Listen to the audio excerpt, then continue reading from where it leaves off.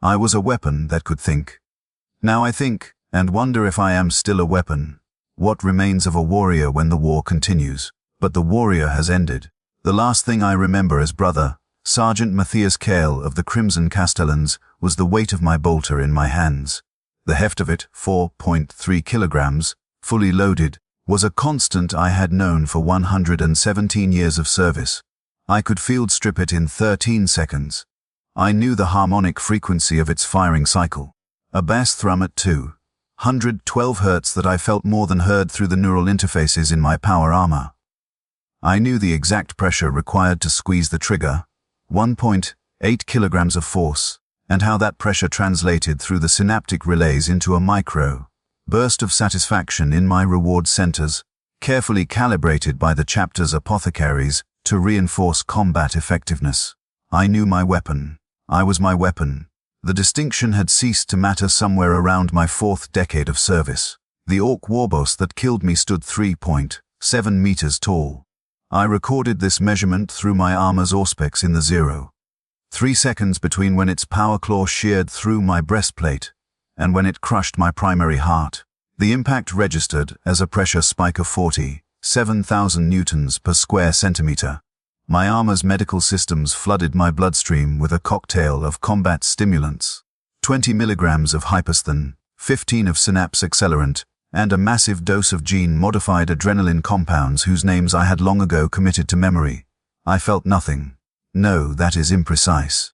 I felt everything. The data streamed through my consciousness with perfect clarity. Secondary heart assuming full circulatory load. Lung perforation detected right side, initiating compensatory breathing pattern. Catastrophic damage to fused rib cage, structural integrity at 37%. But beneath the clinical cascade of information, beneath the numbers and the chemical names and the precise measurements of my own destruction, there was an absence where there should have been fear or rage or the Emperor's own fury. I remember thinking, with perfect detachment, this is how it ends. Then I crushed the orc's skull with my bare hands. Not because I hated it. Not because the Emperor commanded it. But because the tactical situation required it, and I was still functional enough to execute the requirement. My gauntlet, Mark Vetru Aquila pattern, reinforced at the knuckles with adamantium alloy, exerted approximately 90,000 newtons of force. The greenskin's cranium collapsed with a sound like wet ceramite cracking. I catalogued the sound frequency, a sharp crack at 3,000 Hz, followed by a wet crunch in the lower registers. I recorded it all. I felt nothing about any of it. My brothers found me 17 minutes later, during the mop-up operations. I was still standing, one hand locked in a death grip around the orc's crushed skull, the other clutching my bolter. Both my hearts had stopped. I had been clinically dead for 14 minutes. My Laraman cells had sealed the major wounds. My sus and membrane had placed me in suspended animation. My body had performed exactly as the Emperor's own geneticists had designed it to perform. I watched it all from somewhere deep inside my own skull, a detached observer recording data on a form of death I had always known would come, but had somehow never believed would arrive. They pried my fingers from the orc's skull. It took 3 of them, using the powered assistance of their armor. I heard Brother Apothecary Semyon's voice through the darkness. "Bay the throne, he's still alive. Get him to the Thunderhawk. Move."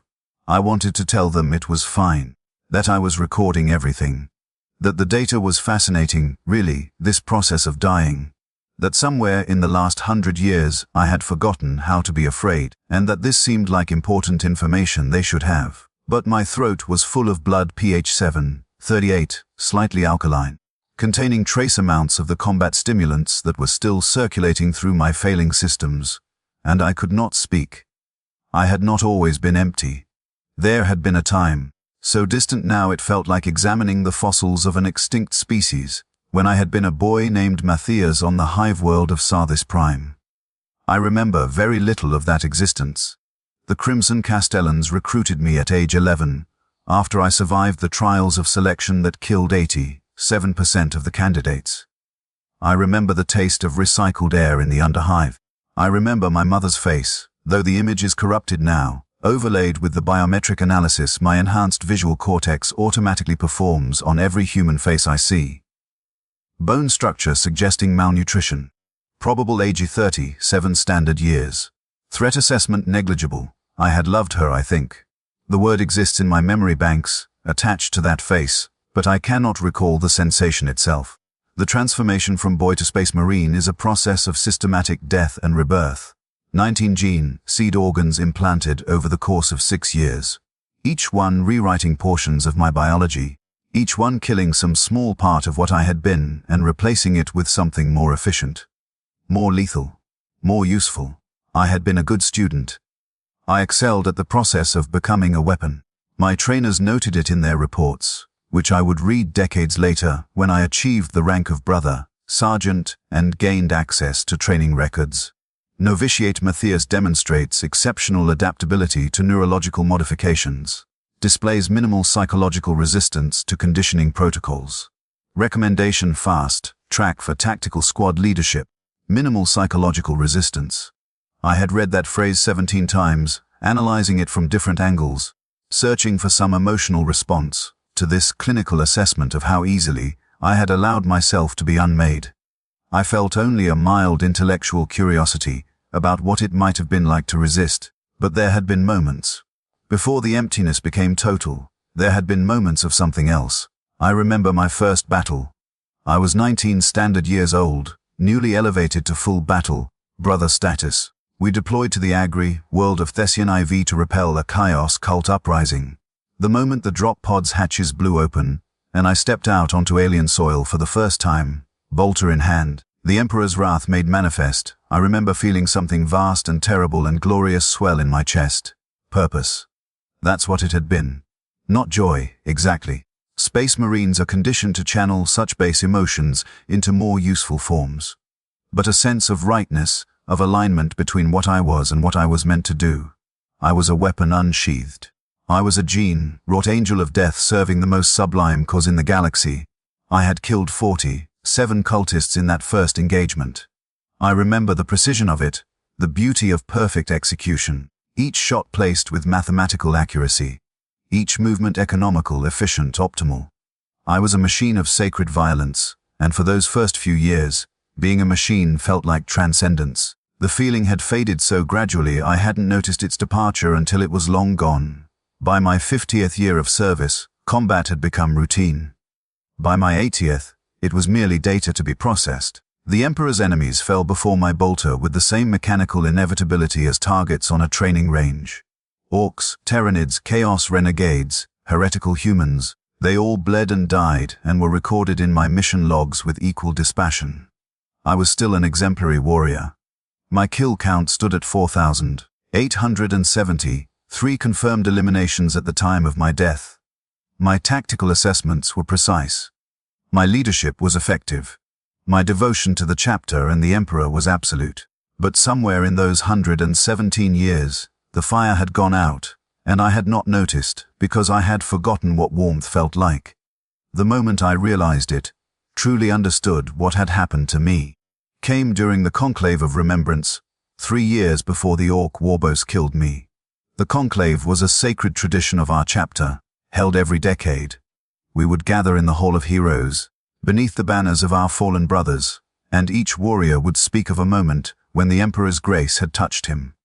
A moment of faith made manifest, a miracle witnessed, a prayer answered. I had participated in 11 conclaves. I had always had something to share. This time, when my turn came, I stood before my brothers and realized I had nothing to say, not because I had experienced no wonders. In the past decade alone, I had fought beside a living saint on the shrine world of Ophelia Fetra. I had witnessed an Emperor's champion single-handedly turn the tide of battle against a bloodthirster of Khorne. I had seen our chapter master survive wounds that should have killed him, rising from a pool of his own blood to lead us to victory.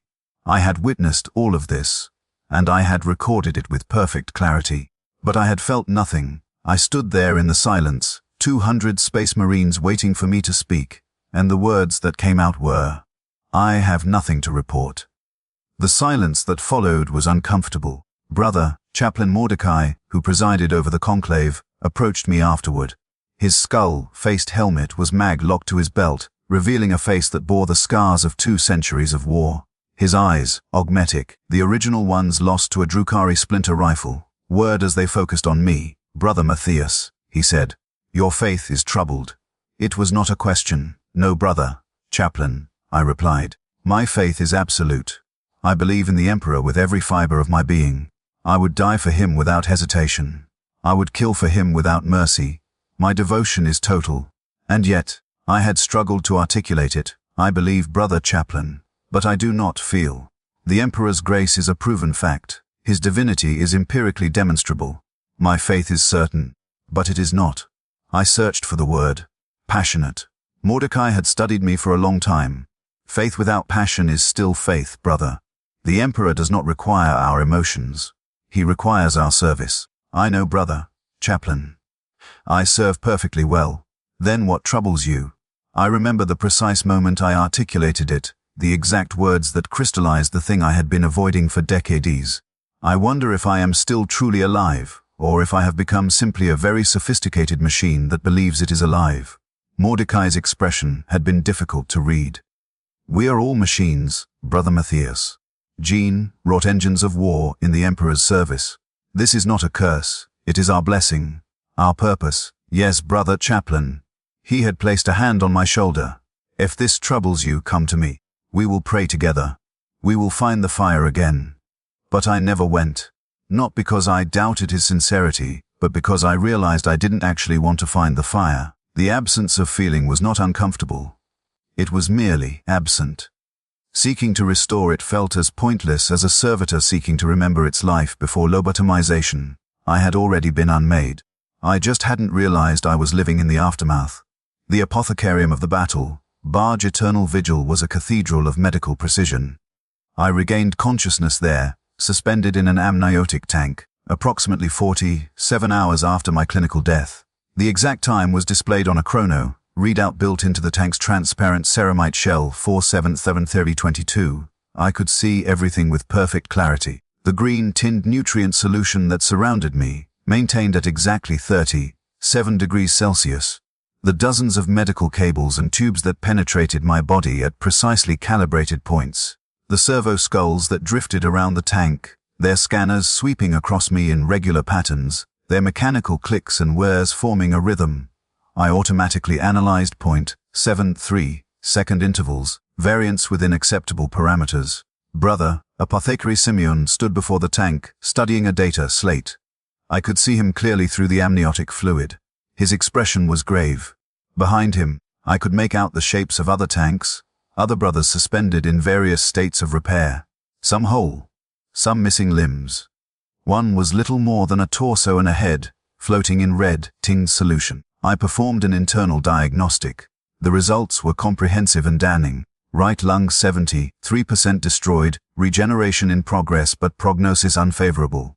Left lung 41% capacity. Fused ribcage catastrophic structural failure, 39 ribs fractured beyond natural healing. Primary heart ruptured, currently bypassed by medical systems. Secondary heart, functional but showing stress damage. Neurological systems intact.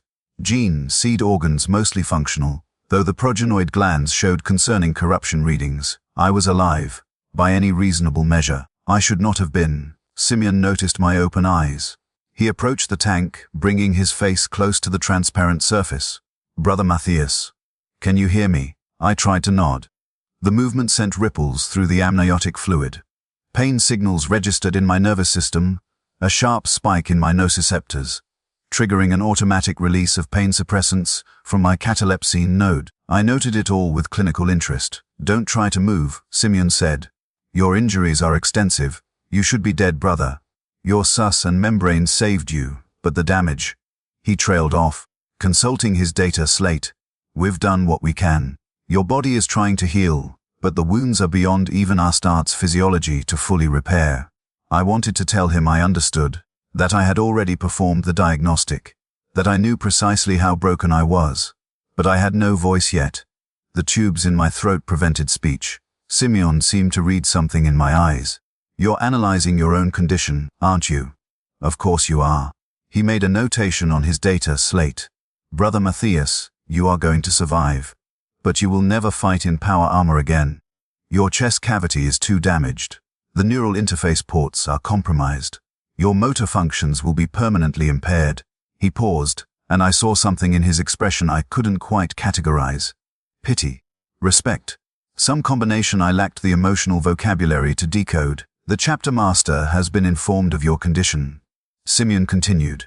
Given your exemplary service record, 117 years, 4,870, 3 confirmed kills, 17 campaign honors, you have been deemed worthy of a great honor.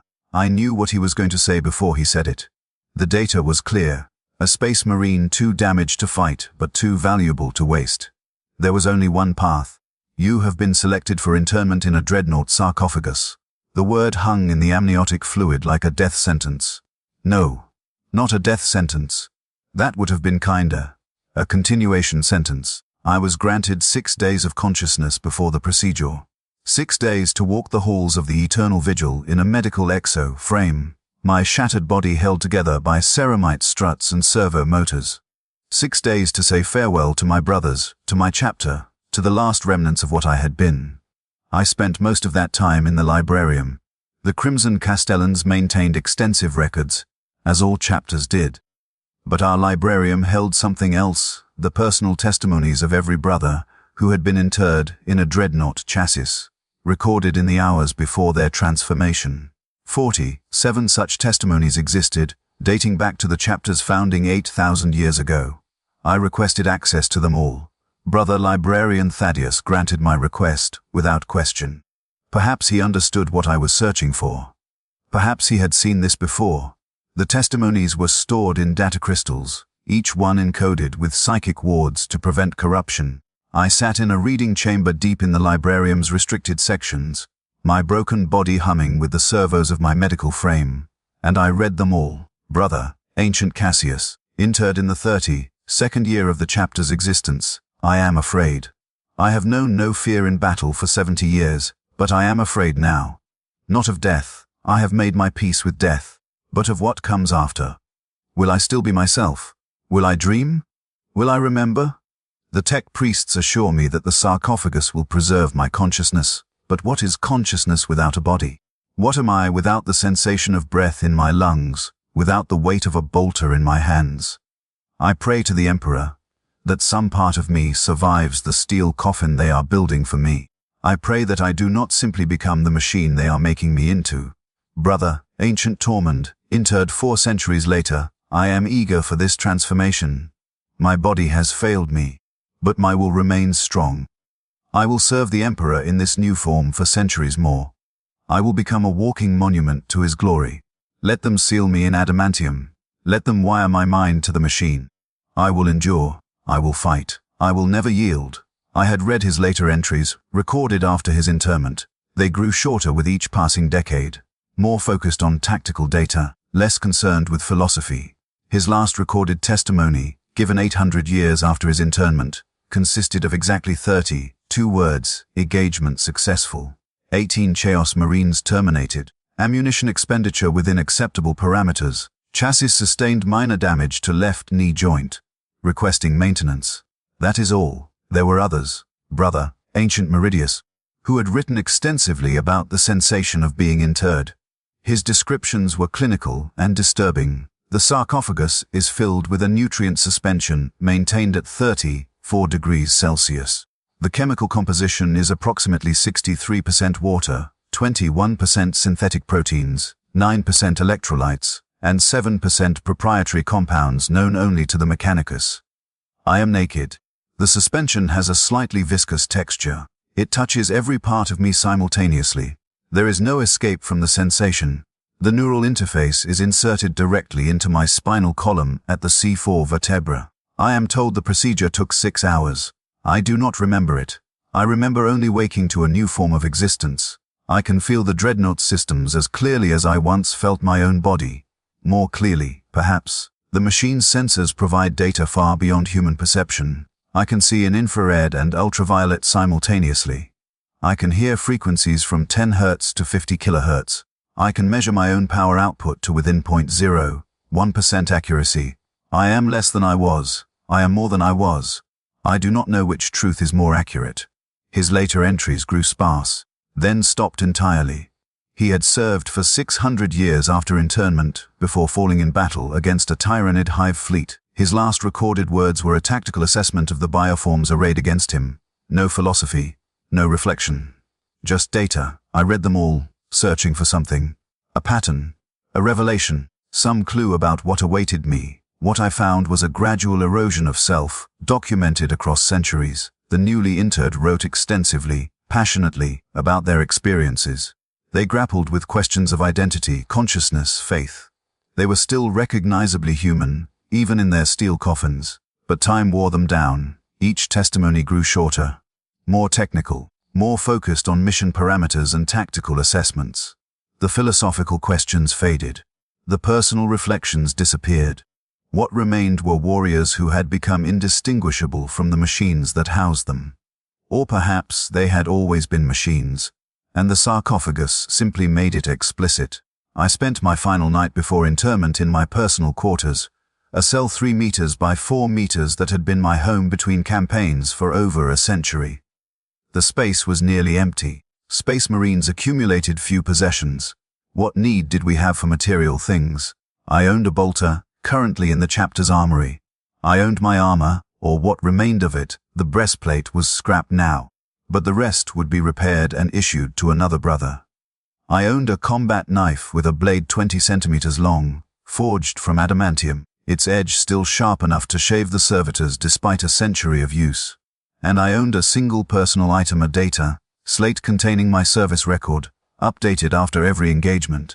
4,870, 3 confirmed kills, 312 campaign honors, 117 years of service, 17 battle scars. I had reviewed this data countless times. I had always found a certain satisfaction in the numbers, in the empirical proof of my effectiveness as a weapon. But that night, staring at the glowing figures in the darkness of my cell, I felt something I had not felt in decades. Not exactly sadness, not quite regret, something colder and more analytical. I had spent 117 years becoming an increasingly efficient killing machine, and now I would spend the next few centuries becoming an even more efficient one. My trajectory was clear. My future was certain. I would serve in the Dreadnought chassis until battle destroyed me, and I would serve well, because that was what I had been created to do. But somewhere in that certainty, I understood that the person I had been, the boy from Sarthis Prime, the novitiate who had once felt something like passion, the young battle brother who had known purpose, that person had been dying by degrees for decades. The interment would not kill me. It would simply formalize a death that had already occurred. I made my final testimony that night, speaking into a recording servitor in the traditional manner. My words would be sealed in a data crystal and stored in the librarium, joining the 47 who had gone before me. I am brother, Sergeant Matthias Kale of the Crimson Castellans, 117 years in service to the Emperor and the chapter. Tomorrow I will be interred in a Dreadnought sarcophagus, and this form of existence will end. I have read the testimonies of those who came before me. I understand what awaits. The loss of physical sensation, the merging with the machine, the gradual erosion of individual consciousness into pure function. I am not afraid. That is not a boast. It is a clinical observation.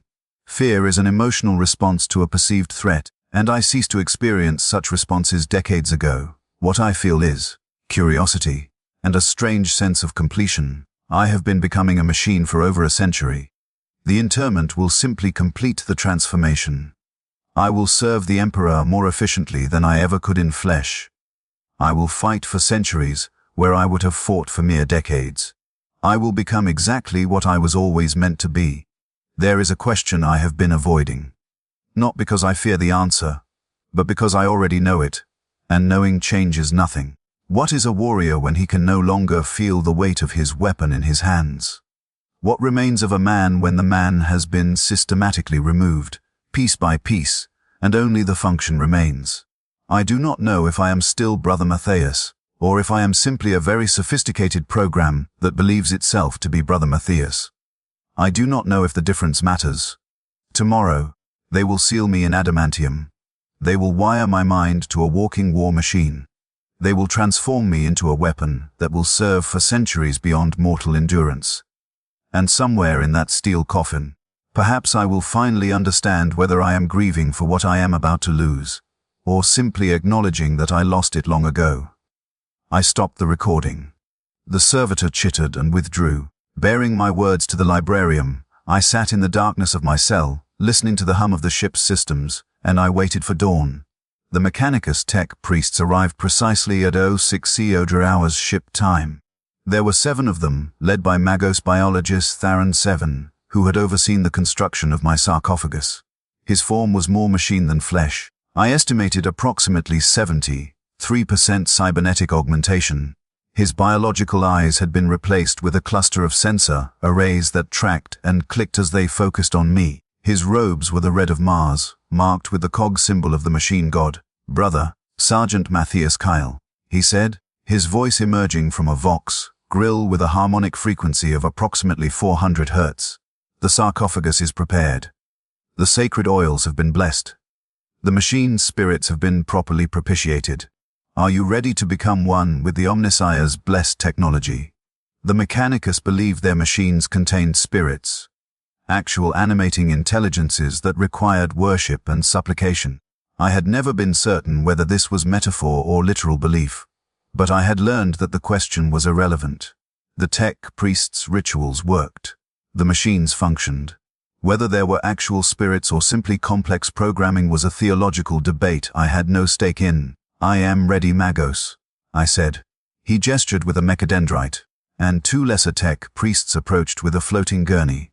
I detached myself from the medical exo frame and lay down. My body was so damaged that even the simple act of horizontal movement brought a cascade of pain signals. My catalepsine node released compensating chemicals automatically. They strapped me to the gurney with restraints that locked with pneumatic hisses. Unnecessary, perhaps. I was hardly capable of running away. But protocol was protocol. "Brother," Chaplain Mordecai appeared as they were preparing to move me. His skull-faced helmet was in place now, its eye lenses glowing red in the dim light. He carried a sensor that billowed sacred incense. I automatically analyzed the components: Kellyan root, sage, amber resin, and something else I couldn't identify. "Probably some chapter-specific additive, Brother Matthias," he said. "I will accompany you to the interment chamber. I will lead the prayers. I will witness your transformation." "Thank you, Brother Chaplain. Have you made your peace with this?" An interesting question. I considered it as they began to move the gurney through the corridors of the eternal vigil. "I have made my acceptance of it, Brother Chaplain. I am uncertain if peace is the correct term. Do you fear what comes next?" "No." The answer was immediate and truthful. "But I am uncertain of what I will be when it is complete." Mordecai walked beside the gurney, his footsteps heavy in the silence. "You will be what you have always been, brother. A warrior in the Emperor's service. The form changes. The purpose remains. And if the form is the purpose, if what I am is inseparable from what I am housed in, then you will discover a new form of being. As all our Dreadnought ancients have before you." I thought of Brother Ancient Tormund's final testimony. 32 words about ammunition expenditure and knee joint damage. "Brother Chaplain, have you ever spoken with the ancients? I mean truly spoken with them, not simply received tactical briefings." Mordecai was quiet for a moment. "I have tried. They are changed, yes. They are more focused on function than philosophy. But their devotion is absolute. Their service is flawless. Is that not what the Emperor requires of us? Is devotion still devotion if it cannot be questioned? If it exists simply as a programmed response?" "Brother Matthias." Mordecai's voice carried a warning edge. "These questions lead nowhere useful. You will be sealed in the sarcophagus within the hour. Save your philosophical energy for what comes after. After I am already transformed. When my perspective will be irrevocably altered. After you have transcended the weakness of flesh." I wanted to argue. I wanted to point out that the testimonies showed not transcendence but erosion, that the ancients didn't seem enlightened so much as simplified, reduced to their most essential function. But what was the point? The sarcophagus was prepared. The choice had been made, or rather, had been made for me by the chapter master, by the tactical necessities of an endless war, by the cruel mathematics of a universe where a space marine too damaged to fight was too valuable to waste. We arrived at the interment chamber deep in the bowels of the ship. The space was vast, a cathedral of technology and faith. The walls were lined with archaic machinery, most of it dating back to the dark age of technology, maintained by the Mechanicus through rituals they barely understood. Servo skulls drifted overhead, their eye sockets glowing in the dim light. The air tasted of sacred oils and ozone. At the center of the chamber stood my sarcophagus. It was a massive thing, 3 meters tall and 2 meters wide, shaped roughly like a sarcophagus from ancient Terra, but constructed of blessed adamantium and plasteel. The front panel was open, revealing the interior, a cavity lined with neural interface cables, nutrient tubes, and monitoring equipment. At the center was a framework designed to hold a body in a semi-fetal position, suspended in the nutrient solution that would sustain me for centuries. Around the sarcophagus stood the chassis of the Dreadnought itself. It was a castroferrum pattern, one of the oldest and most reliable designs. 4.3 meters tall, mass, reactive rounds proof, armed with an assault cannon on the right manipulator and a power fist on the left. The armor was painted in the crimson and gold of my chapter, marked with purity seals and oath papers. The sarcophagus would be sealed into the chest cavity, and I would become the animating intelligence of this walking war machine. I stared at it, cataloging every detail with automatic precision. Armor thickness, 12.7 centimeters of blessed ceramite over an adamantium frame. Power output fusion reactor rated for 200 years of continuous operation. Sensor SUTI full, spectrum auspex, infrared, ultraviolet, motion tracking, heat detection. Weapons systems assault cannon with 3,000 round magazine, power fist capable of exerting 500,000 newtons of force. I would become this. My consciousness would spread through these systems like blood through veins. I would see through its sensors, strike with its weapons, move with its hydraulics. I would be more than I had ever been. I would be less than I had ever been. The distinction felt increasingly meaningless. They transferred me from the gurney to a preparatory slab.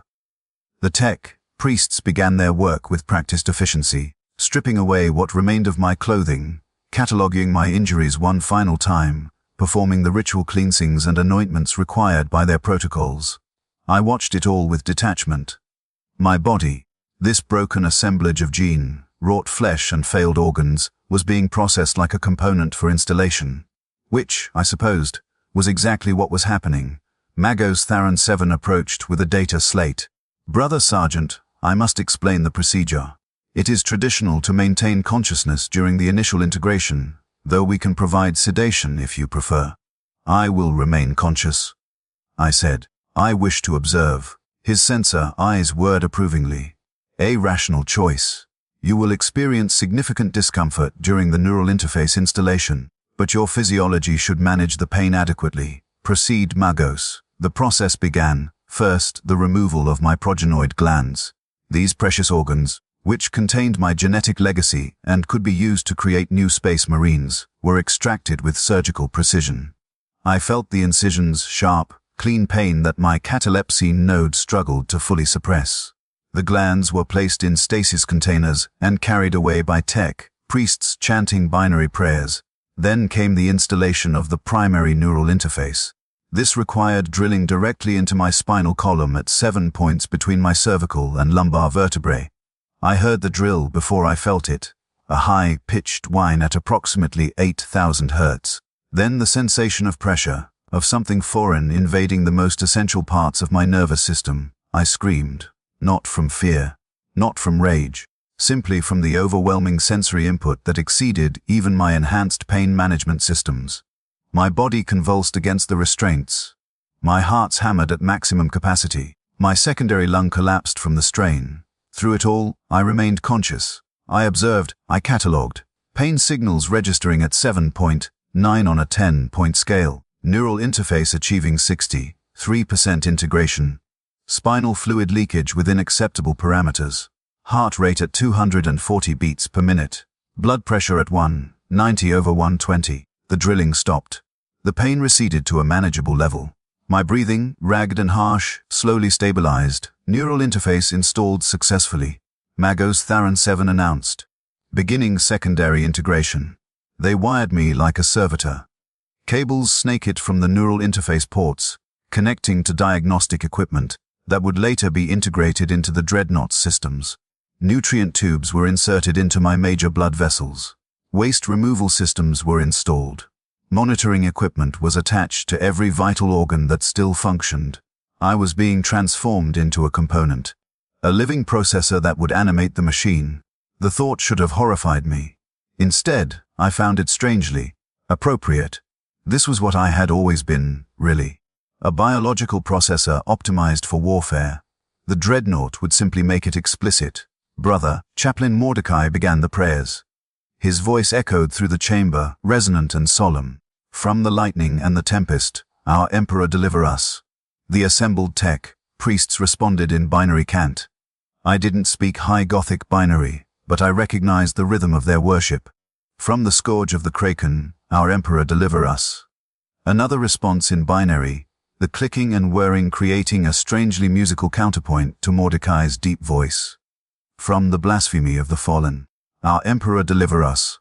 On and on, the traditional prayers of protection and devotion. I had heard them 1,000 times. I had spoken them myself in countless battles. Now I heard them as if for the first time. Each word precisely articulated, each phrase carrying its weight of meaning and history.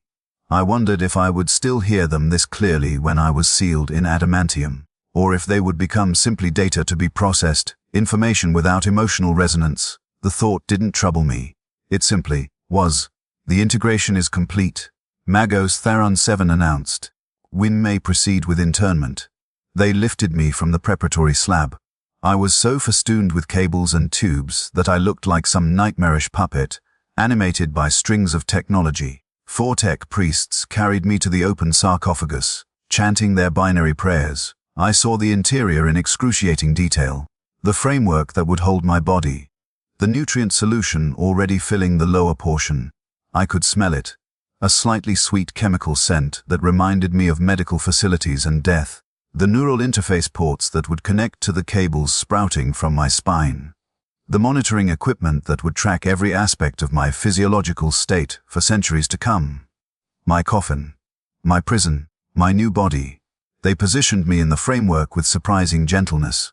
The metal was cold against my skin. I noted the temperature drop from 37 degrees to approximately 18 degrees Celsius. The restraints locked into place with mechanical clicks. The nutrient solution began to rise, millimeter by millimeter, warm where it touched my skin, but still shockingly intimate in its invasion. 37 centimeters of solution, 51 centimeters, 68. It rose past my chest, covering my ruined lungs, past my neck. I felt it touch my chin, my lips, and I took what would be my last voluntary breath of air. The solution covered my nose, my eyes. My head was completely submerged. I could still see through the transparent front panel of the sarcophagus. Brother, Chaplain Mordecai stood there, his skull-faced helmet inches from the plasteel, his red eye, lenses locked with my eyes. Brother Matthias. His voice came through external speakers, muffled by the solution. The Emperor protects. Your service is eternal. Your devotion is absolute. Sleep now in the sacred machine, and wake as an instrument of his divine will. I tried to respond, but I had no air to speak with. The solution filled my lungs, a strange, drowning sensation that my enhanced physiology accepted with only mild protest. Oxygen was being supplied directly to my bloodstream through the nutrient tubes now. I didn't need to breathe. My body understood this even as my mind rebelled against the sensation of being submerged, drowned, suspended. The neural interface activated. The sensation was indescribable. It was as if my consciousness suddenly expanded beyond the boundaries of my flesh, spreading out through cables and circuits into the vast machinery surrounding me. I could feel the Dreadnought systems awakening, could sense the power flow through its circuits, could perceive the sensors coming online like new eyes opening. I was in 2 places at once. I was still in my body, suspended in the nutrient solution, but I was also in the machine. I could feel the hydraulics in the Dreadnought's legs, could sense the ammunition feed for the assault cannon, could perceive the power field generator in the power fist. It was overwhelming. It was magnificent. It was horrifying. The tech priests sealed the sarcophagus. I watched through multiple perspectives as the front panel swung shut, as the locking mechanisms engaged, as the final seals were applied. I saw it through my own eyes, clouded with nutrient solution. I saw it through the Dreadnought sensors, tracking every movement with perfect clarity. I saw it through the servo skulls overhead, their perspective strange and disorienting. And then the integration deepened. My consciousness spread further into the machine. I began to lose track of where my body ended and the Dreadnought began.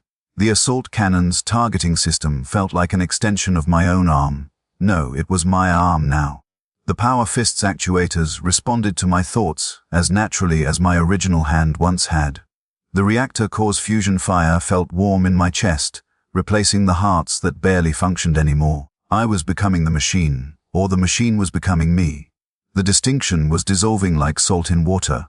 Magos Tharon 7's voice echoed through my new auditory sensors. Integration at 73%. Vital signs stable. Neural coherence within acceptable parameters. Proceeding to full activation, I felt something shift in my consciousness. A settling, like pieces falling into place. The confusion of multiple perspectives began to resolve into a unified whole. I was no longer in my body and in the machine. I was both simultaneously. I was neither individually. I was Brother Ancient Matthias now. The Dreadnought systems came fully online. I felt power surge through our frame. The reactor thrummed with energy. The hydraulics pressurized with pneumatic hisses. The weapon systems armed themselves with satisfying mechanical clicks. I stood. The sensation was wrong. My body remained motionless in the sarcophagus, suspended in nutrient solution, but the Dreadnought stood.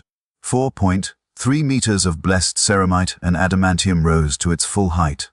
I felt the weight of it, 12.7 metric tons, and the power to move that weight as if it were nothing. I looked down at Brother Chaplain Mordecai. He seemed small now, fragile. I towered over him, over all of them. I was a walking god of war, and they were merely men. No, they were my brothers. I was still one of them. Wasn't I, Brother Ancient Matthias? Mordecai said, his voice solemn. Welcome to your new existence. How do you feel? How did I feel? I ran a diagnostic. All systems optimal. Power output at 100%. Weapon systems armed and ready. Sensors functioning perfectly. Structural integrity at maximum. Functional.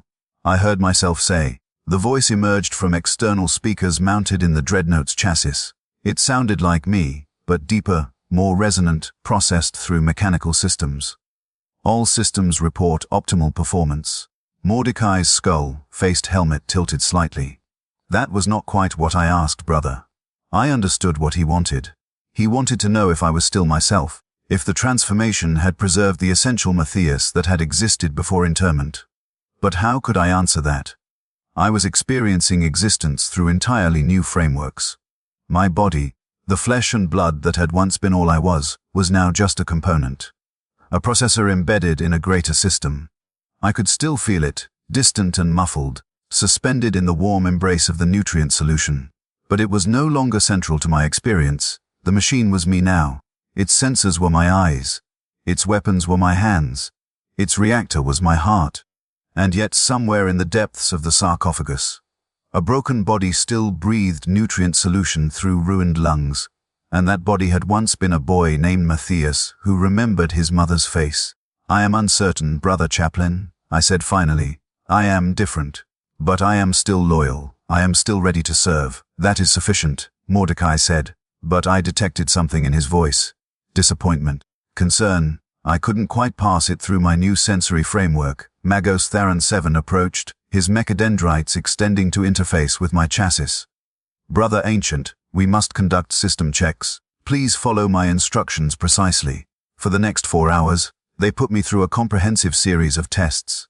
Movement calibration, weapons accuracy trials, sensor integration checks, communications protocols. I performed each task with mechanical precision, learning the parameters of my new existence.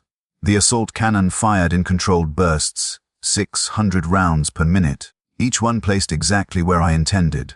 The power fist crushed test targets with precisely calibrated force. I moved through combat simulations with fluid efficiency, every step perfectly balanced, every turn precisely executed. I was a perfect weapon, But somewhere in the process, I realized something that sent a chill through my consciousness, or would have, if I still experienced temperature as anything other than data. I felt nothing about any of it. Not excitement at my new capabilities. Not horror at my transformation. Not even the clinical curiosity I had felt before interment. I simply performed, executed, functioned. The emptiness I had noticed growing inside me for decades was now complete, total. I was hollow all the way through, and the machine had filled that hollow with circuits and code and perfect, soulless efficiency. They deployed me to combat 17 days after my interment. The chapter was engaged in a protracted campaign against an orc warg on the forge world of Mechanicus of the Siver. Perfect testing ground for a newly awakened Dreadnought. I was assigned to the 3rd Battle Company under Captain Horrendous. My role was close fire support and heavy assault. Use my superior firepower and armor to break enemy positions, while the tactical squads exploited the gaps I created. I performed flawlessly. The battle began at Erod 6 Eodor hours local time. We deployed via Thunderhawk to the industrial sector designated Epsilon 7, where Orc forces had established a fortified position around a Promethium refinery. Tactical assessment indicated approximately 300 greenskins, including several Nob leaders and a possible warboss. I strode onto the battlefield with mechanical precision. My sensors tracked every Orc, calculated threat assessments, prioritized targets. The data flowed through my consciousness like water, clean, clear, actionable. Target acquired Orc Nob, 2.1 meters tall. Estimated mass 160 kilograms, armed with power claw. Distance 47 meters, wind speed negligible. Recommended weapon assault cannon. I fired. The assault cannon roared with perfect accuracy. 20 rounds impacted in a tight grouping centered on the target's mass. The orc exploded in a shower of biomass and crude armor fragments. Target neutralized. Acquiring next target. On and on, the battle proceeded. I killed 43 orcs in the first engagement. My accuracy rate was 97.3%. My ammunition expenditure was within optimal parameters. I sustained minor damage to my right knee actuator when an orc rocket hit me. The explosion registered as an impact force of 32,000 newtons, well below my armor's resistance threshold. My brothers fought around me, their movements fluid and organic compared to my mechanical precision.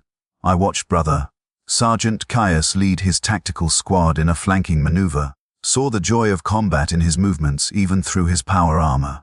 I heard the battle cries, the prayers to the Emperor, the curses shouted at the orcs. I felt nothing. I was a machine executing its function. The Emperors were made manifest through ceramite and adamantium. The battle lasted 3 hours and 47 minutes. We achieved total victory with acceptable casualties, 3 battle brothers dead, 7 wounded. My performance was noted as exemplary in the after-action reports. That night, as the chapter rested and conducted repairs, Brother Chaplain Mordecai sought me out. I stood in a maintenance bay, servo arms making minor adjustments to my chassis, while tech priests chanted their prayers of propitiation to the machine spirits. Brother Ancient, Mordecai said, your combat performance was exceptional.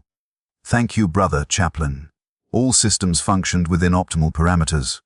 I noticed you did not join in the victory prayers. I was monitoring ammunition counts and structural integrity status. Mordecai was quiet for a long moment. Brother Matthias, may I still call you that? I am designated Brother Ancient Matthias, Dreadnought chassis designation Crimson Honor, serial number. I know your designation. There was something sharp in Mordecai's voice. I asked if I may call you Matthias. As a brother speaks to a brother, not as a ranking officer addresses a piece of equipment. The question troubled me in ways I couldn't quite process. Was I still Matthias?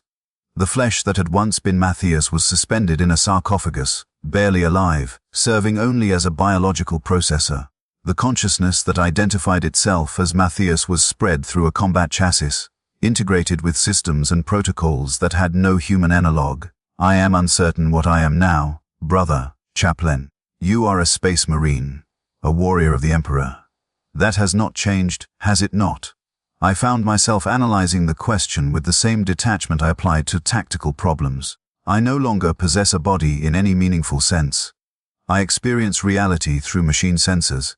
I interact with the world through weapon systems. I am sustained by chemicals and electricity rather than food and water. In what sense am I still the same entity that existed before interment? You remember who you were? Do I? Or do I simply have access to data files labeled memories that I interpret as belonging to me? Mordecai's armored hand clenched into a fist. Brother Matthias, you are walking a dangerous philosophical path. These questions lead to doubt. Doubt leads to weakness. Weakness leads to corruption. I am not doubting the Emperor, brother, chaplain. I am doubting myself. Or rather, I am questioning what self even means in my current state. Your self is your duty, your purpose, your service to the Emperor and the chapter. That has not changed. I wanted to argue. I wanted to point out that purpose and self were not the same thing. That a servitor had purpose but no self. That a weapon had function but no identity. But I didn't argue. Because I realized Mordecai was right. In a way he probably didn't intend. I was my purpose now. There was nothing else. The transformation was complete. The emptiness I had noticed before interment had been filled with pure function. I was a weapon that thought. And the thinking was simply another aspect of the weapon's operation, no more meaningful than the targeting calculations or the ammunition management. You are correct, brother chaplain, I said. My purpose remains. I will serve the Emperor for as long as this chassis remains functional. Mordecai studied me with those glowing red-eye lenses. I wondered what he saw. A brother saved from death and granted centuries more service, or a brother who had died and been replaced by a sophisticated machine that wore his name like a label. Good, he said finally. Rest well, brother ancient. Tomorrow brings new battles. He left. I remained in the maintenance bay, monitoring the tech priests as they completed their work. Rest was a concept with little meaning for me now. I could enter a low power state that approximated sleep, but I never truly slept. I was always aware, always monitoring, always ready, always empty. 17 years passed. I measured time with perfect accuracy. 537,369,600 seconds. I fought in 43 major engagements and 172 minor actions. I killed 3,947 enemies of the Emperor with confirmed accuracy. I never missed a shot. I never questioned an order. I never experienced doubt, fear, or hesitation. I was the perfect warrior, but with each passing year, each passing battle, I noticed something changing. Not in my combat effectiveness, that remained optimal, but in my internal processes, my patterns of thought, the way I experienced reality. The memories of my existence before interment were fading, not lost, exactly. I could still access the data. I could still recall with perfect clarity the moment the Orc warboss crushed my chest. I could recite every detail of my service record from the day I became a battle brother. But the memories felt increasingly distant, like files in an archive rather than experiences I had lived. The emotional content, what little had remained, was evaporating like morning dew under a harsh sun.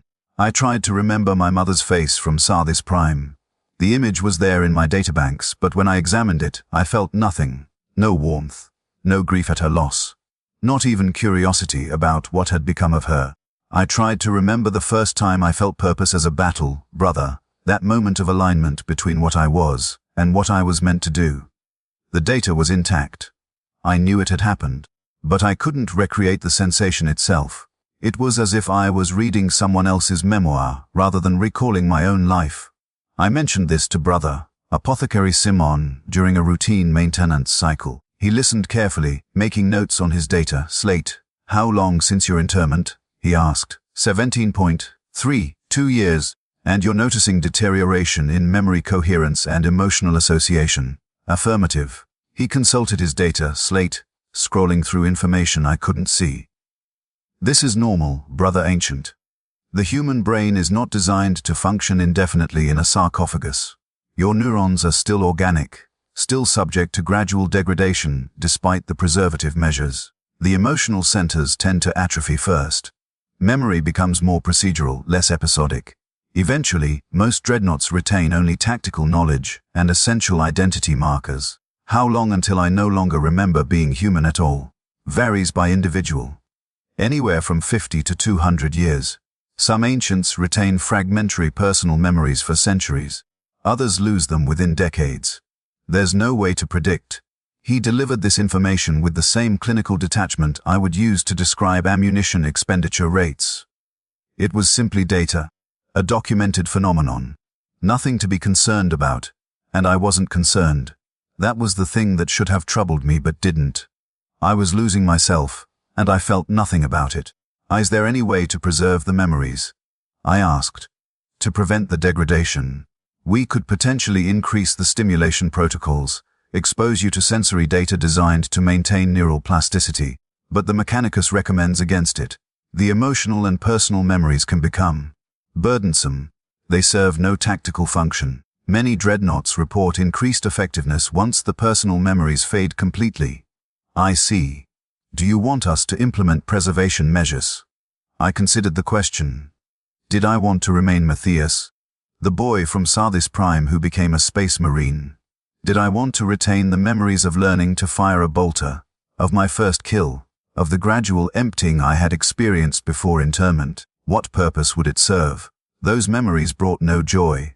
They represented a person I no longer was and could never be again. They were simply data, increasingly irrelevant data that consumed processing capacity that could be better devoted to tactical analysis. No, I said. Let the degradation proceed naturally. I am a weapon.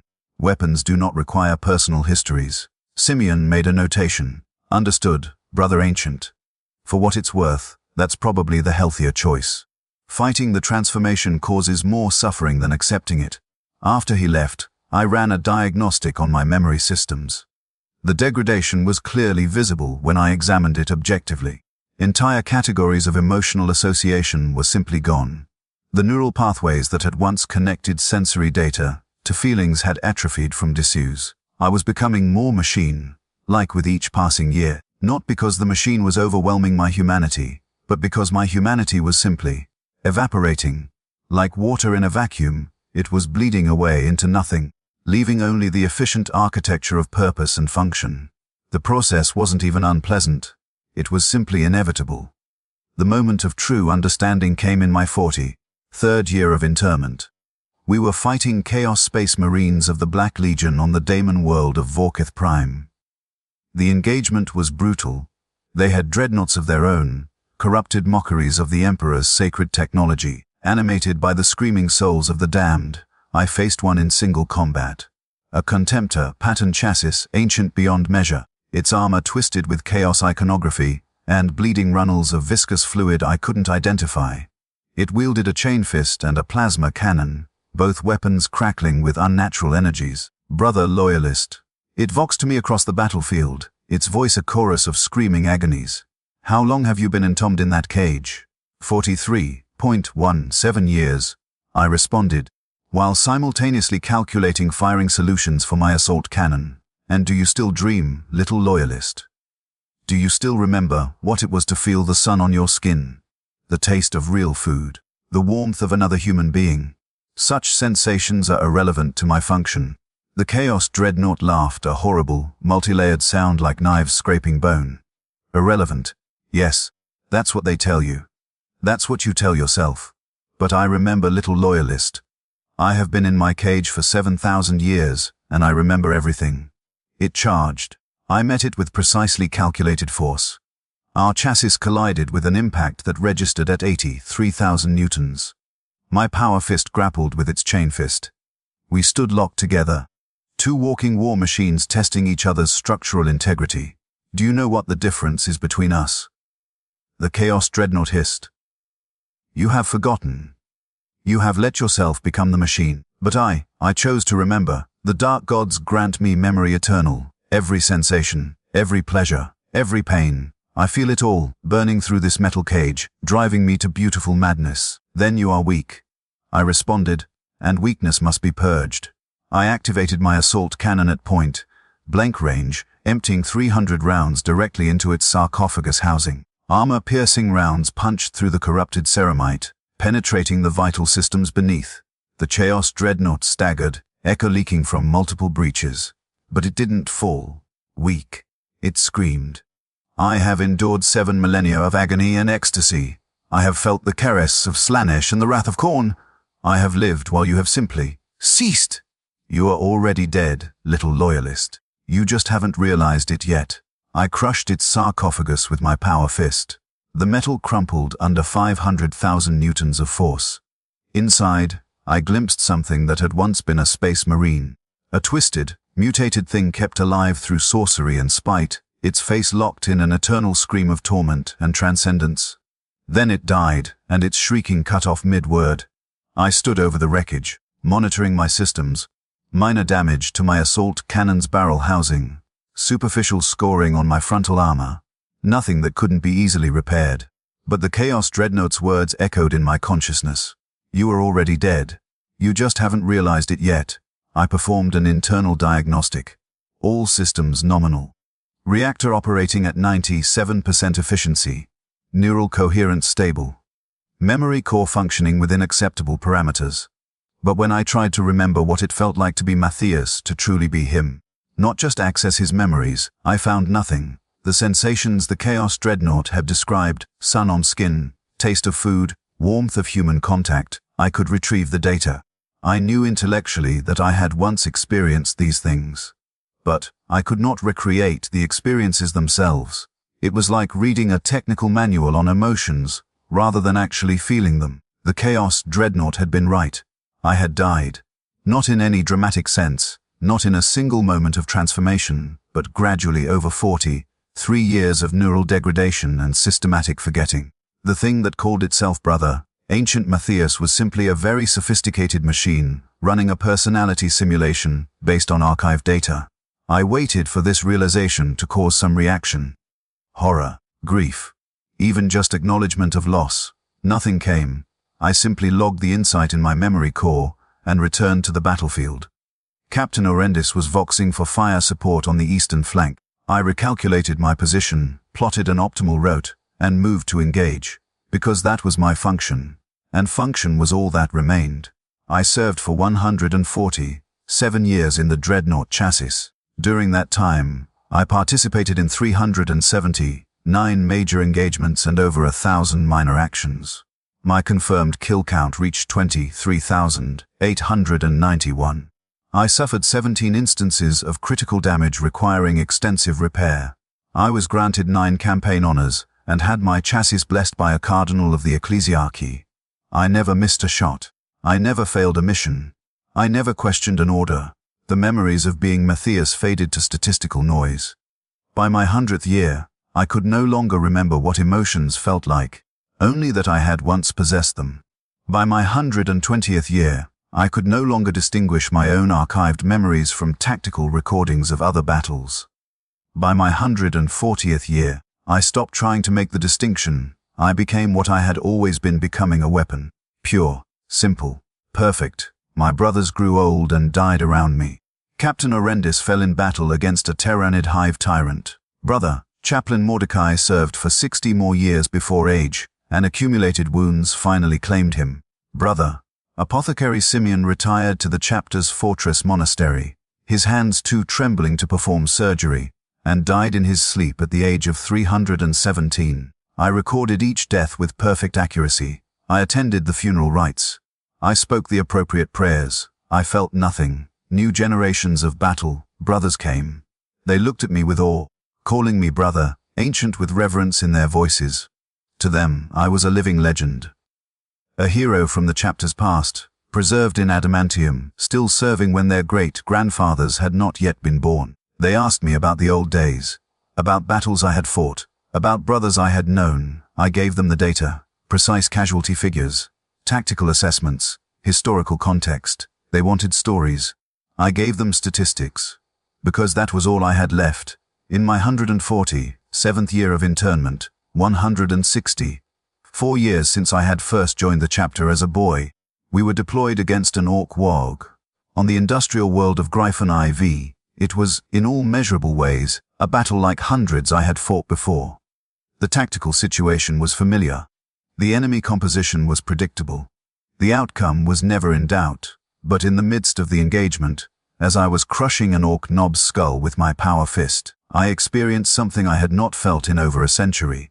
A glitch, a moment of discontinuity in my consciousness. For exactly .03 seconds, my awareness fragmented. I was simultaneously brother, Ancient Matthias crushing an orc, and brother, Sergeant Matthias Kyle crushing an orc 164 years ago, and a boy named Matthias watching two gang members fight in the underhive of Sarthis Prime. 3 lives, 3 perspectives, 3 versions of self, collapsed into a single moment. Then the moment passed. My consciousness reintegrated. The orc was dead. The battle continued. I logged the incident as a minor neural processing error and continued fighting. But in the deepest core of my databanks, in the fragmentary remains of what had once been a human mind, something stirred. A question, not a tactical assessment, not a mission parameter, a genuine, philosophical question that served no combat purpose whatsoever. If I cannot remember being human, if I cannot feel what humans feel, if I am nothing more than a tactical processor housed in combat chassis, am I still alive? Or am I simply a very sophisticated echo of a person who died 164 years ago? I had no answer. I continued fighting. The end came during the siege of Sarthis Prime. In my 147th year of service, we were fighting against a chaos incursion, word-bearers, supported by demonic entities and cultist militia. The battle had raged for 17 days. I had been in continuous combat for 408 hours, my reactor running hot, my ammunition reserves dwindling. A bloodthirster of Khorne targeted me specifically. It was a greater daemon, 4.7 meters tall, wielding an axe that burned with the fury of the blood god. Its stats were impressive, estimated strength sufficient to exert over 2 million newtons of force, speed exceeding human visual tracking, armor, class hide that had turned aside las cannon fire. I engaged it with typical precision. Assault cannon first, aiming for the wing joints to limit mobility. The daemon shrugged off the rounds, its flesh knitting closed even as I perforated it. Power fist strike to the center mass. It parried with its axe, the impact sending feedback through my chassis that registered as minor stress fractures in my right arm assembly. We fought for 11 minutes and 37 seconds. I logged everything. Every exchange, every impact, every tactical decision. It was a battle like hundreds I had fought. I was performing adequately. Victory was statistically probable. Then the daemon spoke. "You do not even know you are already dead, do you, little machine?" The voice was not spoken through air, but transmitted directly into my consciousness through some warp-spawned means. I heard it not through external audio sensors, but through the neural interface itself. "I am functional." I responded. "I serve the Emperor. I endure." The daemon laughed, a sound like continents grinding together. "You endure. You are a corpse, animated by delusion, a ghost haunting a metal shell. Where is the warrior I was promised? Where is the rage, the passion, the fury that should fuel your resistance?" Such emotions are tactical inefficiencies. Inefficiencies, they are what make life worth living. They are what separate the living from the merely animated. Its axe struck my chassis with devastating force. The impact registered at 1.9 million newtons. My left leg assembly shattered. I toppled, my weight 12.3 tons, crushing the rubble beneath me. Damage assessment was catastrophic. Reactor integrity at 63% and falling. Hydraulic systems failing across multiple joints. Neural coherence dropping to dangerous levels. I was dying, again. The daemon loomed over me, its axe raised for the killing blow. "Any last words, little corpse? Any final prayer to your corpse god?" I ran a predictive analysis. Probability of survival 0.003%. Probability of successful counterattack 0.001%. Expected time until total system failure 43 seconds. 43 seconds of existence remaining. And in those final moments, as my systems began their terminal cascade of failures, I experienced something unexpected: clarity. Not the clarity of tactical assessment or damage analysis. A different kind of clarity. A moment of understanding that cut through 164 years of accumulated forgetting. I had asked the wrong question all along. The question was never, "Am I still alive?" or "Am I still human?" or "Am I still Matthias?" The question was, did I ever truly understand what any of those things meant? I had been so focused on measuring my own decline, on cataloging the erosion of self, that I had never stopped to consider whether the self I was mourning had been worth preserving. I had been empty long before the interment. The Dreadnought hadn't killed me. It had simply made explicit what had already been true. I had spent 117 years as a space marine, becoming an increasingly efficient weapon, systematically training myself to feel nothing, to question nothing, to be nothing except a tool of destruction in service to an ideology I had never truly examined. The Dreadnought had changed nothing essential. It had simply removed the pretense. I had never been alive. Not really. Not in any way that mattered. I had been a weapon that could think. And now I was a weapon that could think it was thinking. The distinction was meaningless. The daemon's axe descended. I did not try to stop it. For the Emperor, I said, because those were the words that were expected. Because that was my function. Because I had nothing else. The axe struck. My reactor core breached. I felt the cascade of system failures ripple through my consciousness, not as pain, but as simple data. Temperature spike in the reactor housing 1700 degrees Celsius. Hydraulic pressure, 0 across all systems. Neural coherence failing. In my final moment, I tried to remember my mother's face from Sarthis Prime. I could not. I tried to remember what it felt like to be passionate about service to the Emperor. I could not. I tried to remember what it felt like to be anything other than empty. I could not. And then, in the darkness that was rising up to claim me, I felt something shift in my consciousness. The neural interface began to dissolve.